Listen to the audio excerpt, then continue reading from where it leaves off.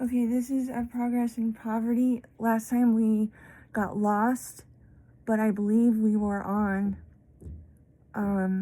page 257. Whether we formulate it as an extension of the margin of production or as a carrying of the rent line beyond the margin of production, the influence of speculation in land in increasing rent is a great fact which cannot be ignored in any complete theory of the distribution of wealth in progressive countries.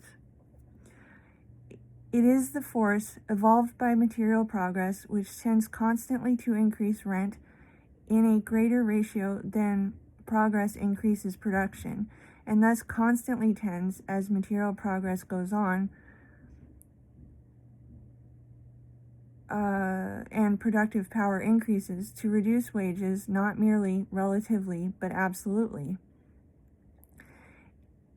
It is this expansive force which, operating with great power in new countries, brings to them, seemingly long before their time, the social diseases of older countries.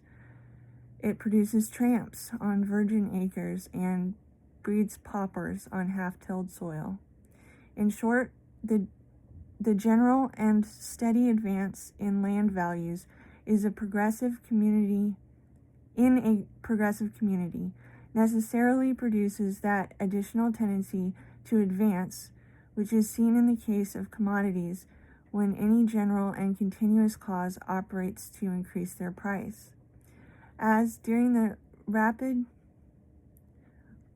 depreciation of currency which marked the latter days of the Southern Confederacy, the fact that whatever was bought one day could be sold for a higher price the next operated to carry up the prices of commodities even faster than the depreciation of the currency. So does the steady increase of land values which material progress produces operate still further to accelerate the increase. We see this secondary cause operating in full force in those manias of land speculation which marked the growth of new communities. But though these are the abnormal and occasional manifestations, it is undeniable that the cause steadily operates with great or less intensity in all progressive societies. The cause which limits speculation in commodities, the tendency of increasing price to draw forth additional supplies, cannot limit the speculative advance in land values, as land is a fixed quantity which human agency can neither increase nor diminish. But there is nevertheless a limit to the price of land in the minimum required by labor and capital as the condition of engaging in production. If it were possible continuously to reduce wages until zero were reached, it would be possible continuously to increase rent until it swallowed up the whole produce.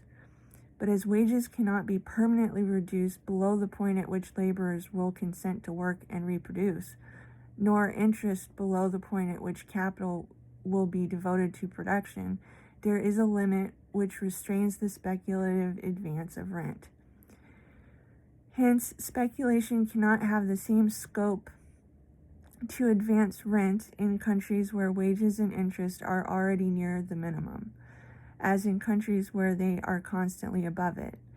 Yet that there is in all progressive countries a constant tendency in the speculative advance of rent to overpass the limit where production would cease is, I think, shown by recurring seasons of industrial paralysis, a matter which will be more fully examined in the next book. So now we're going to book 5, which is Problem Solved. Can't wait for that one.